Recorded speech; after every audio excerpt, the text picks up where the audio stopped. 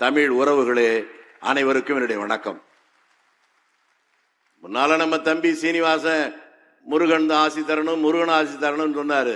வேற ஒண்ணும் இல்ல, நான் தான் முருகன், என் பேர் வேலுசாமி இல்ல. அதனால ஏன் ஆசியை பத்தி தான் அவர் சொல்லிட்டு போயிருக்காரு. நண்பர்களே, இந்த விழாவில் நான் கலந்து கொள்வதாக இல்லை.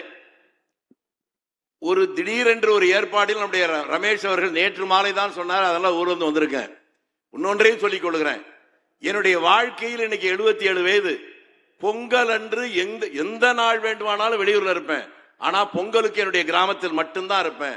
முதன் முறையாக துக்ளக் என்று சொல்லி அழைத்த காரணத்தால் அந்த கொள்கையை ஒதுக்கிவிட்டு வந்திருக்கேன். துக்ளக் எப்போது உருவாக்கப்பட்டது, எப்படி உருவாக்கப்பட்டது என்று கூட தெரியும்.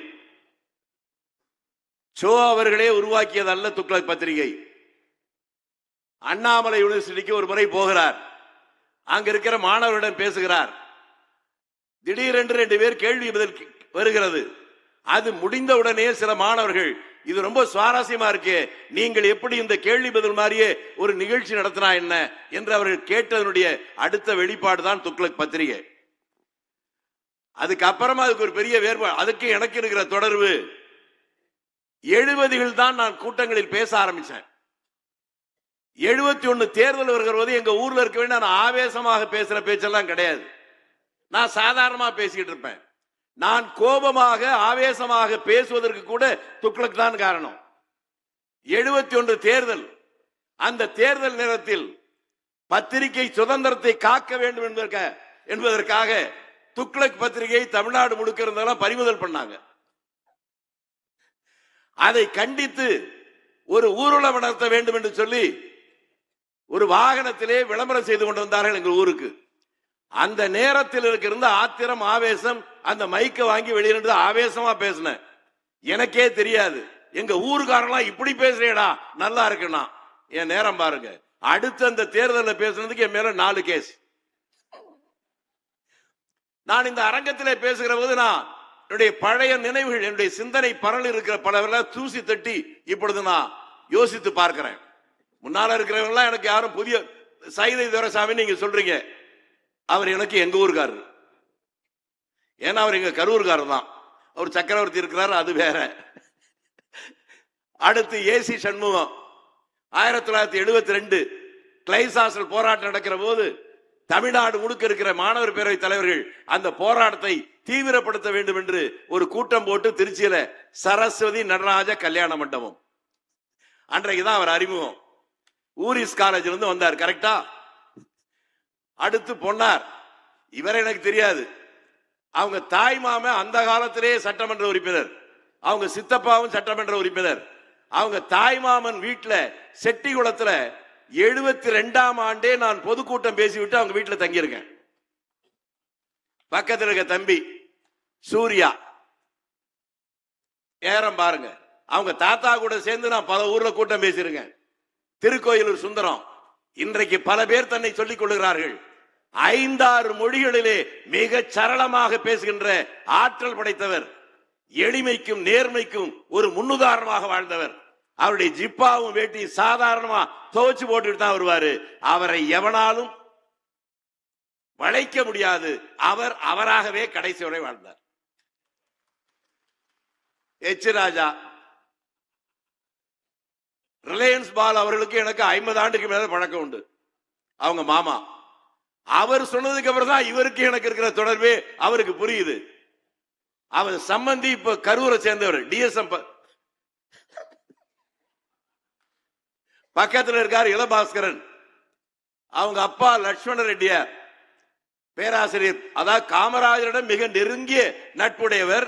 பேராசிரியர் பாராவுடைய மிக நெருக்கமான தோழராக இருந்தவர் அவருடைய பையன். இப்படி பார்க்கிற போது பல பேர் இங்க இருக்கிறாங்க, பலரும் இருக்கிறாங்க. பல பேர் நினைக்கிறீங்க ஒருத்தர் பிஜேபி ரொம்ப தீவிரம் என்றெல்லாம் பின்னால செகண்ட் ரோல உட்கார்ந்து இருக்காங்க. அவர் மிகப்பெரிய காங்கிரஸ் குடும்பத்தை சேர்ந்தவர். எனக்கு அது தெரியும். ஆனா எனக்கு இன்னும் ஆரம்பத்திலேயே ஒரு வருத்தம். குருமூர்த்தி அவர்கள் பேசுற போது 2 பேரை சொல்றார். சீனிவாசனை சொல்ற போது நண்பர்னார், என்ன வெறும் வேலுசாமின்னாரு. ஆனா அவர் என்னத்தான நண்பர் சொல்லியிருக்கணும். அவரும் மாணவர் காங்கிரஸ், நானும் மாணவர் காங்கிரஸ். அவர் சொல்லல. ஆனால் சோ அவர்களிடம் நான் நிறைய கற்றிருக்கிறேன். இப்படி ரொம்ப துடிப்பா அவருக்கு அது நேரடி அறிமுகம் என்பது எனக்கு 71 தேர்தல் முடிந்தவுடன் CR சந்தானம் என்று ஒருவர், ஒரு பொறியாளர், அவருடைய தந்தை பாராளுமன்ற உறுப்பினர் இருந்தவர், கும்பகோணத்தை சேர்ந்தவர். அவருக்கும் சோ அவர்களுக்கும் மிக நெருங்கிய நட்பு உண்டு. அவர் தான் எனக்கு முதலில் அறிமுகப்படுத்தி வைத்தவர். அதற்கு பின்னால் திருச்சியில் பல நிகழ்ச்சிகளில் என் மூலமாகத்தான் பேசியிருக்கிறார். ஒரு சின்னஞ்சிறிய கிராமத்துல கூட நான் சொன்னேங்கிறதுக்காக பேசினாரு. அவர் வாழ்க்கையில் எங்கேயும் ஒரு ஊர்ல கூட்டத்துக்கு போய் அந்த கூட்டம் நடக்க முடியாம போய் நான் நாளைக்கு இருந்து பேசிட்டே போறேன் என்று சொன்னது எனக்காக திருச்சியில் மட்டும். அவர் கூட்டத்துக்கு வந்தார். மாலை 6 மணிக்கு மழை பிடிக்கிறது. 9 மணி வரை மழை கொட்டோ கொட்டென்று கொட்டியது. திகைத்து போய் நிற்கிறேன், என்ன செய்வதுன்னு தெரியல. கவலைப்படாத வேலுசாமி, நாளைக்கு இதே இடத்துல திரும்பி பேசிட்டு போறேன். ஜங்ஷனுக்கு ஏத்த மாலை வழிவிடுவேல் முருகன் கோயில், அந்த இடத்துல பேசினார். அவர் எனக்கு ஒன்னே ஒன்னு ஆலோசனை சொன்னார். அதை மட்டும் என்னால செய்ய முடியல. பேசுகிற ஒரு வார்த்தை சொல்லுது, ஏன் இப்படி சொல்றீங்க, சுகர் கோட்டட் வேர்ட்ஸை பயன்படுத்துங்க. அது என்னங்க சுகர் கோட்டட் வேர்ட்ஸ்? ஏயா பொய் சொல்ற அப்படின்னு பேசுறீங்கல்ல, அப்படி சொல்ல வேணாம், நீங்கள் சொல்வது உண்மை இல்லை அப்படின்னு சொல்லி என்னால ஏத்துக்க முடியல. அவர் பேசணும். வெளிநாட்டுக்கு பல பேர் போறாங்க இப்பெல்லாம். அதெல்லாம் இப்போ என்ன பிரயோஜனம், அமைச்சர்கள் எல்லாம் சொல்லி நம்ம குருமூர்த்தி சார் பேசினாரு. அவர் அந்த காலத்து துக்ளக் நாடகத்தை பார்க்கலன்னு நினைக்கிறேன். அதுல துக்ளக் பதூதா அப்படி, என்ன நான் அமெரிக்கா போகிறேன். அமெரிக்காவுக்கு எதற்கு? நான் அமெரிக்கா பார்க்க வேண்டாமா? இதெல்லாம் 55 வருஷத்துக்கு முன்னால. வெளியூர்களுக்கு போகிற போது, நாடகம் நடிக்க போகிற போது மட்டும் அவர்கள் நண்பர்களோடு அறையிலே தங்குவார். அரசியல் கட்சி கூட்டங்களுக்கு வருகிற போது அவர் அறையில் யாரையும் தங்க விட்டதே இல்லை. அவர் மட்டும்தான் தங்குவார். அதற்கு நான் விதிவிலக்கு. திருச்சிக்கு வருகிற போதெல்லாம் அவர் அறையில் நானும் அவரும் சேர்ந்து விடிய விடிய பேசுவோம். ஒரே ஒரு முறை அவர் பையனுக்கு நினைவிருக்கிறதா என்று தெரியாது, 91ஆம் ஆண்டு ஒரு நாள் இரவு வர சொன்னார். டெல்லியிலிருந்து வருகிற போது நேரடியாக வீட்டுக்கு போனேன். என்ன நினைச்சாரு, 11 மணிக்கு போனேன். அவர் வீட்டிலேயே பெட்டை விரிச்சு போட்டு ஒரே பெட்ல 2 பேரும் படுத்து பேச ஆரம்பிச்சோம். விடிய விடிய பேசணும். காலையில துணைவியார், என்னதான் ராத்திரி பூரம் பேசுறீங்களோ புரியலன்னாங்க. இதெல்லாம் காரணம் எனக்கு தெரியாது. எனக்கு அவருக்கு வேற என்ன இருக்க முடியும்? இது ஒரு பூர்வ ஜென்ம பந்தம் என்று கூட நான் நினைக்கிறேன். ஆனா ரமேஷ் அவருக்கு நான் ஒன்னு சொல்றேன். அவர் நீங்க கருத்தை மாத்திக்கணும். நீங்க என்ன சொன்னீங்க, வரப்போற தேர்தலுக்கு 2 கூட்டணிக்கா 2 பேரை பேச வைக்கிறேன். நீங்க எப்படி முடிவு பண்ண முடியும்? எங்க இதே தமிழ்நாட்டில் தாங்க தேர்தல் அறிவிச்சு நாமினேஷன் போட்டு வித்ட்ரா பண்ற நடுவுல 3 நாள்ல ஒரு புதிய கூட்டணி உருவாகி ஆட்சியவே பிடிச்சு. இன்றைக்கு இருக்கிற இந்த கூட்டணிகள் எல்லாம் அப்படியே இருக்குமா? ஒரு கேள்வியை கேட்டு நீங்களே கேட்டு பாருங்கள், விடை அப்போது தெரியும். அதனால பல மாறுதல் வரும். எந்த நேரத்தில் வேண்டுமானாலும் எப்படி வேணாலும் வரும். ஆனால் தேர்தல் முடிவு எப்படி இருக்கும்? நான் தெளிவா சொல்றேன். யார் காங்கிரஸ் கட்சிக்கு அமைச்சரவையில 5-6 இடம் கொடுக்கிறாங்களோ அவங்களுக்கு ஆட்சி. அந்த விருப்பம் இல்லைன்னா அவர்கள் எதிர்கட்சி. அதனால சீனிவாச சிரிக்க கூடாது, உங்களுக்கு வாய்ப்பு இல்லை. ஏனென்றால் காங்கிரஸ் கட்சி யாரோடு வேண்டுமானாலும் கூட்டு சேரலாம், ஒரே ஒருவரோடு மட்டும் சேர முடியாது, அது பாஜக கூட. அதனால உங்களுக்கு வாய்ப்பே இல்லை. சோ அவர்களை பற்றி பேசுகிற போது இது நினைக்கிறது, பாஜக எல்லாம் பேசினாங்கல்ல. பாஜக அதாவது பாரதிய ஜனதா பார்ட்டி, அது அறிவிக்கிற போது அத்வானி, வாஜ்பாய், முரளி மனோகர் ஜோஷி 3 பேரும் அமர்ந்துதான் அறிவிக்கிறார்கள் டெல்லியில. முதலில் அறிவித்து அவர்கள் நோட்டீஸ் கொடுக்கிறாங்க பத்திரிகைக்கு. அதுல பாரதிய ஜனதா பார்ட்டின்னு கிடையாது. அது வந்ததற்கு காரணமே சோ. டெல்லியில் அந்த நிகழ்ச்சி நடக்கிறது. நான் இன்னொன்னையும் சொல்றேன், அத்வானி அவர்கள் எமர்ஜென்சி முடிஞ்சு தமிழ்நாட்டுக்கு முதலாக பிரச்சாரத்துக்கு வருகிற போது திருச்சியில் டவுன் ஹாலில் அவருக்கு முன்னாலே நான் பேசியிருக்கிறேன் 77ல. அதுக்கு பின்னால் இருந்து இந்த நிகழ்ச்சி நடந்து கொண்டிருக்கிற போது நானும் மறைந்த கலிவரன் அவர்களும் இப்போதும் இருக்கிற கோவை நந்தகோபால் என்று ஒரு இருக்கிறார், 3 பேரும் சோவினுடைய அலுவலகத்தில் அமர்ந்து பேசிக் கொண்டிருக்கிறோம். அப்போது அத்வானி அவரிடம் பேசுகிறார். சோவிடம் கேட்டுவிட்டு கொஞ்ச நேரம் கழித்து சொன்னார், பாரதிய ஜனதா பரிஷத் என்று அறிவிக்க போகிறார் என்று. எனக்கு அப்ப புரியல. என் பக்கத்துல நந்தகோபால்கிட்ட என்னையா சொல்றாரு, ஏதோ பரிஷத்துன்னு என்ன உனக்கு தெரியுமான்னு கேட்டேன். அவர் எனக்கும் தெரியல. அதை கவனித்த சோ, என்ன வேலுசாமி என்ன சொல்றீங்கன்னு, என்னமோ பரிஷத்து நீங்கள, அது ஒண்ணும் இல்ல, நம்ம கட்சின்னு சொல்லல, அதுதான். உடனே நான் சொன்னேன், பரிஷத்துனா வடக்க இருக்கவங்க தெரியுங்க, தெற்க இருக்கிற நமக்கெல்லாம் என்ன தெரியும். அது ஒரு 2-3 நிமிடம் விவாதம் வந்தது. அதுக்கு பின்னால் என்ன நினைத்தாரோ உடனே டெல்லிக்கு போன் போட்டார். போடுகிற போது அவர்கள் பத்திரிகையாளர்கள் முன்னாலே அமர்ந்து விட்டார் வாஜ்பாய். நாங்க இருந்தாலும் பரவாயில்ல, உடனே கூப்பிடுங்கன்னு இவர் சொன்ன உடனே இவர் அழைத்தால் என்ற ஒரே காரணத்திற்காக அமர்ந்திருந்த வாஜ்பாய் எழுந்து வந்து பேசினார். பேசியவுடன் இவர் தான் சொன்னார், பரிஷத் என்று சொல்லி இருக்கிறீங்க, அந்த பிஜேபி என்று அப்படியே இருக்கிறோம், பரிஷத் என்பதற்கு பதிலாக பார்ட்டி என்று போடுங்கள். இன்றைக்கு யாராவது டெல்லியில அதில் கலந்து கொண்ட பத்திரிகையாளர் இருந்தால் அவர்கள் கையிலே இருந்தால் பார்க்கலாம். அவர்கள் தந்த அந்த பத்திரிகை விளம்பரத்தில் பாரதிய ஜனதா பரிஷத்து தான் இருக்கும். இவர் அத்வானி வேண்டுகோள் விடுத்தார், நீங்கள் பத்திரிகை நாளைக்கு செய்தி எழுதுகிற போது பாரதிய ஜனதா பார்ட்டி என்று போடுங்கள். ஆக இந்த பார்ட்டி என்று வருவதற்கு சோதான் காரணம். அவரிடம் எனக்கு பிடித்தது முன்னாலே இருக்கிறவன் நண்பனா எதிரியா என்பதல்ல, அவன் பேசுகிற அல்லது அவன் செய்கிற அந்த செயல்கள் சரி என்றால் சரி என்பதும் தவறு என்றால் தவறு என்பதும் அதில் அவர் சமரசம் செய்து கொண்டதே இல்லை. இப்ப நம்ம எதுக்கு வருவோமே, இதுல நேரம் 26 தேர்தல் எப்படி வரும் என்னன்னு கேட்டாரு. அதுக்கு ஒரு முடிவை மட்டும் கண்டேன் சீதையை போல சொல்லிட்டேன். காங்கிரசுக்கு யார் மந்திரி சபையில் இடம் கொடுக்கிறாங்களோ அவங்க தான் வெற்றின்னு. ஆனால் எப்படிப்பட்டவர்களை தேர்ந்தெடுக்க வேண்டும், அது ரொம்ப முக்கியம்.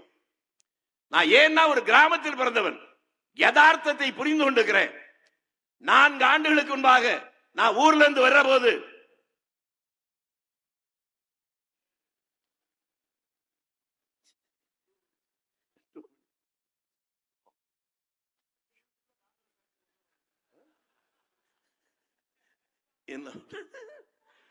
ஒன்றே சொல்றாங்க, 1300 ரூபாய்க்கு ஒரு மூட்டை நெல்லை வித்துட்டு வந்தேன். வரும்போது பல்லவன் ட்ரெயினர் எழுத்த மாதிரி இப்ப சங்கீதா, அப்ப ராம் பிரசாத் ஹோட்டல், அளவு சாப்பாடு 40 ரூபா. இன்றைக்கும் அதே 1300 ரூபாய்க்கு வித்துட்டு வர்றேன். இங்க அளவு சாப்பாடு 200 ரூபா. வலி எனக்கு தெரியுது. இந்த மாதிரி வித்தியாசங்கள் இது ஏன் என்பதை தான் பார்க்கணும். நான் பல விஷயத்தை சொல்ல முடியல, ஒரே ஒருவரை சொல்றேன். ஏனென்றால் அவரை சொல்வதற்கு காரணம், தமிழ்நாட்டில் பல மாவட்டங்களில் இருந்தாலும் கூட அந்த ஒருவரை சொல்வதற்கு காரணம், இந்த தமிழ்நாட்டில் காலங்காலமாக பிராமண எதிர்ப்பு என்றெல்லாம் சொல்லுகிறார்களே, அந்த பிராமணராக இருந்த ஒருவர் அவர் எப்படி வந்தார் என்பதற்காக அதை சொல்லுகிறேன். கோமுதி சங்கர தீட்சிதர், அம்பாசமுத்திரம், திருநெல்வேலிக்கு போகிற முதலமைச்சர் காமராஜ் அங்க இருக்கிற கலெக்டர் அழைத்து ஒருவர் இருக்கிறாரா என்று கேட்கிறார். இருக்கிறார் என்று சொல்லுகிறார்கள். உடனே புறப்படுகிறார். 25 கிலோமீட்டர் தொலைவில் இருக்க அம்பாசமுத்திரம் அங்கே போய் ஒரு குடிசைக்கு முன்னாலே நிற்கிறார். அங்கு பார்த்தோட என்ன காமராஜ் இங்கே வந்திருக்கிற அவர் கேட்கிறார். உடனே இவர் சொன்னார், ஐயரே நான் தான் உன்னை தேடி வரணும், நீ என்ன தேடி வரந்தா அது தப்புன்னார். ஏனென்றால் சாப்பிடுவதற்கு கூட வழி இல்லாவிட்டாலும் சுதந்திர போராட்ட காலத்திலே ஒரே ஒரு போர்வை மட்டும் கையில் வைத்துக் கொண்டு நாடு முழுவதும் கிராமமாக நடந்து போய் சுதந்திர போராட்டத்திற்கு பிரச்சாரம் செய்து மாலை நேரமானால் அந்த போர்வையை போத்திக் கொண்டு வீடு வீடாக பிச்சை எடுத்து அதிலே சாப்பிட்டு விட்டு மீதம் இருக்கிற சாப்பாட்டை வைத்து அடுத்த நாள் காலையில சாப்பிட்டு விட்டு மீண்டும் போய் அப்படி செய்தவர் அவர் கோமுதி சங்கதீஷர். என்னவென்று கேட்டவுடனே அவர் சொன்னார், தேர்தல் வருதில்ல, நீ தேர்தல் நிக்கணும். அதுக்கு அவர் சொன்னது, என்கிட்ட ஓட்ட கால்னா கூட கிடையாது. நான் எப்படி தேர்தல் நிக்கிறது? அதுக்கு காமராஜ் இல்லாட்டி என்ன, உங்களை மாதிரி ஆட்கள் எதற்காகவும் ஒதுங்கி போய்விட்டால் தப்பானவர்கள் அதிகாரத்தில் அமர்ந்து விடுவார்கள், நாட்டுக்கே பேராபத்து என்றார். அதற்கு பின்னாலே ஓட்டைக்காரனா இல்லாத கோமதி சங்கர் தேர்தலில் நின்றார், வென்றார். 3 முறை சட்டமன்ற உறுப்பினர். ஆனாலும் சாகிற போது சொந்தமாக வீடே இல்லை. காரணம், வாக்காளர்கள் வாக்களிக்கிற போது அவருடைய அளவுகோல் இருக்கிறதே, இவன் நேர்மையானவனா, ஒழுக்கமானவனா, நாணயமானவனா, நல்லவனா, அர்ப்பணிப்பு மனோபாவம் இருக்கிறதா, தனி மனித வாழ்க்கையில் ஒழுக்கம் இருக்கிறதா என்றெல்லாம் பார்த்து வாக்களித்தார்கள். அவனும் அதை போலவே வாழ்ந்து விட்டு போனான். இன்றைக்கு அந்த நிலைமை தலைகீழாக மாறிவிட்டது. நான் ஒரே ஒரு முறை தேர்தல் என்ன, நான் ஒன்னும் ரகசியம் இங்க மட்டும் இல்ல, நான் தேர்தலில் ஓட்டு கேட்கிற போது எனக்கு வாக்களித்து வெற்றியடை செய்தால் நாட்டுக்கு லாபம், தோல்வியடை செய்தால் என் வீட்டுக்கு லாபம். அது 35 வருஷத்துக்கு முன்னால எல்லாமே ஓட்டு கேட்டு வர்ற போதே இவ்வளவு திமிரா இருக்கான். இப்ப சொல்றாம, அட பாவி உன் கேரக்டரே அதுதான் இப்பதான்டா தெரியுது. லேட்டா தெரிஞ்சு என்ன பிரயோஜனம்? ஒரு பயனும் இல்லை. அதனால செய்ய வேண்டிய நேரத்தில் வாக்களிக்கிற போது அதை செய்யணும். தமிழ்நாட்டில் என்னென்னமோ தவறுகள் நடந்து கொண்டிருக்கிறது.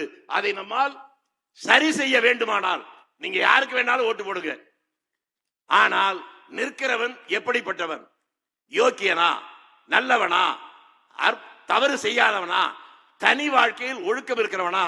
இங்க எல்லாம் பேசினாரு, 2 பொண்டாட்டி 3 பொண்டாட்டி ஏதோ சொன்னாரு. என்ன ஒருத்தன் கேட்டான், கல்யாணம் எத்தனை வருஷம் ஆச்சு? 48 வருஷம் தாண்டிட்டாங்க. துணை மனைவி உண்டானா? இல்லன்னு. உன்னை எப்படா உனக்கு ஓட்டு ஜெயிக்க வைப்பான்? தமிழ்நாட்டில் இன்னைக்கு அப்படி ஒரு கேவலமான நிலைமை இருக்கு. ஒரு மனைவியோட வாழ்றவனுக்கு ஓட்டு போடுறது இல்ல அப்படின்னு ஒரு முடிவு வச்சுட்டான். அடுத்து ஒன்று இங்க பேசியவெல்லாம் நம்ம சீனிவாசன் சொன்னார், அதற்கும் மருந்து காமராஜர் தான். மதம், ஜாதி, நான் நினைக்கிறேன் பிறப்புக்கு நான் காரணம் இல்லை, இறப்பு என் கையில் இல்லை. உங்க எல்லாருக்கும் அதுதான் உண்மையா இருக்க முடியும். நான் விரும்பி எந்த ஜாதியிலும் பிறக்கவில்லை, எந்த மதத்திலும் பிறக்கவில்லை. இந்த உண்மையை புரிந்து கொண்டாலே பாதி சண்டை இல்லை. ஒரு முறை தலைவர் காமராஜர், நீங்க இன்னொன்னை புரியணும், தலைவர் காமராஜர் நாத்தியன் என்று சொன்னதே இல்லை. அவர் எந்த கோயிலுக்கும் போனதில்லை, எந்த மசூதிக்கும் போனதில்லை, எந்த சர்ச்சுக்கும் போனதில்லை. அவருடைய நண்பர், மிக நெருங்கிய நண்பர் சீர்காழி எத்திராஜ் என்பவர் பல முறை கேட்டு, ஒரு முறை அவர்கள் தொந்தரவு செய்த போது அவர் சொன்னார், என்ன எத்திராஜ், கோயில்ல போய் என்ன பண்ண போறேன்? அங்க போய் ஆண்டவன்ட்ட விளந்து வேண்டுவேன், மக்களுக்கு நல்ல வாழ்வு தான். உன்னை இவர் சொன்னது, நீ ஆண்டவன்ட்ட போய் வேண்டி மக்களுக்கு நல்லது செய்யறதை விட நீயே பாவப்பட்ட 4 பேருக்கு நல்லது செய், ஆண்டவன் ஓங்கிட்ட வருவான். அதையெல்லாம் கேட்டதால் தான் நாங்கள் சொன்னாரு நம்முடைய குருமூர்த்தி கூட, அதுக்கு புது கவிதை ஒன்றுதான் அது பதிலா சொல்ல முடியும். ஒருத்தர் எழுதலாம் ஒரு புது கவிதை, இவன் எம்எல்ஏ ஆனான், எம்பி ஆனான், அமைச்சரானான், முதலமைச்சரானான், மனிதனாக மாறாமலே மாண்டு போனான். ஆக இது எல்லாவற்றையும் விட மனிதனாக வாழ்வதுதான் முக்கியம். இந்த நாட்டில் எவ்வளவோ மிக உச்சத்தில் இருந்தவரெல்லாம் பல பேர் பிரதமர் மந்திரி தான், அதுக்கப்புறம் போன உடனே கையில விலங்கு போட்டதை பார்த்திருக்கோம். முதலமைச்சரா இருந்த உடனே பதவி போனதுக்கு அப்புறம் அடிச்சு தூக்கிட்டு போற போது ஐயோ கொலை பண்றாங்க கத்து பார்த்திருக்கோம். அதனால பதவி இல்ல, நீங்கள் மனிதராக வாழ்ந்தால் நான் தெளிவாக இருக்கிறேன். நான் எப்போ பிளாட்பாரத்தில் நடந்து போறதுக்கு நான் தயாரா இருக்கணும், எவனுக்கும் நான் பயப்பட வேண்டியதில்லை. நான் தயிர் சாதத்தை தாண்டி வேற எதுவும் எனக்கு தேவையில்லை. தேவைகளை குறைத்துக் கொண்டால் எவனுக்கும் அச்சப்பட வேண்டியதில்லை, நீங்கள் அடிமையாக இருக்க வேண்டியதில்லை. தேவைகளை ஒதுக்கிவிட்டால் நீங்கள் துணிவாக இருக்க முடியும். அதுதான் என்னுடைய சூத்திரம், என்னுடைய கொள்கை, என்னுடைய லட்சியம்.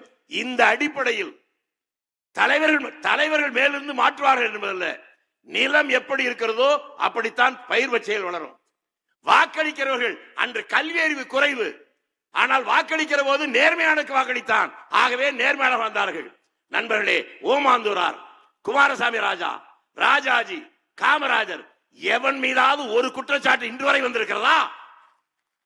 அதற்கு பின்னாலே வாக்களிக்கிற போது உங்களுடைய அளவுகோல் மாறிவிட்டது, அதனால் வந்த விபரீதம். ஆகவே இந்த தேர்தல் நேரத்தில் கூட்டணி எப்படி வரும், யார் யாரோடு வரும், நான் ரமேஷை போல முன்னாலே சொல்ல மாட்டேன். அது மாறுவதற்கு ஏராளமான வாய்ப்பு இருக்கிறது. எந்த கூட்டணி எப்படி வந்தாலும் நிற்கிற வேட்பாளருடைய தகுதியை பார்த்து நீங்கள் வாக்களித்தால் ஒவ்வொரு மாற்றமும் அந்த மாற்றம் தன்னிடத்திலிருந்து வர வேண்டும் என்று ஒவ்வொருவரும் நினைத்தால் தமிழ்நாடு மாறும், தமிழ்நாட்டுடைய அரசியல் மாறும், எதிர்கால சங்கதிகள் மாறும், இந்தியாவுக்கு அதுக்கு பெருமை ஏற்படும். யாரோ முகம் தெரியாத, பேர் தெரியாத, ஊர் தெரியாத லட்சக்கணக்கான பேர்கள் செய்த தியாகம் இன்றைக்கு நாம் சுதந்திரமாக வாழ்கிறோம். என்னுடைய அடுத்த தலைமுறை பேர பிள்ளைகளை பார்க்கிறது அச்சமாக இருக்கிறது. 7 வயது பெண் குழந்தை வெளியே போனால் மீண்டும் வருமா தெரியவில்லை. யாருக்கும் எந்த பாதுகாப்பும் இல்லை. அடுத்த தலைமுறையுடைய பாதுகாப்புக்காக நான் எதையாவது செய்ய வேண்டும் என்று நினைக்கிறேன். அதற்காக மட்டுமே இப்படிப்பட்ட நிகழ்ச்சியில் கலந்து கொண்டிருக்கிறேன். அதை நீங்கள் புரிந்து கொண்டால், நீங்களும் நானும் புரிந்து கொண்டால் நாட்டில் மாற்றம் ஏற்படும். 26 பொங்கல் பழையன கழிதலும் புதியன புகுதலும் பொங்கலின் சிறப்பு. வணக்கம், வாழ்க.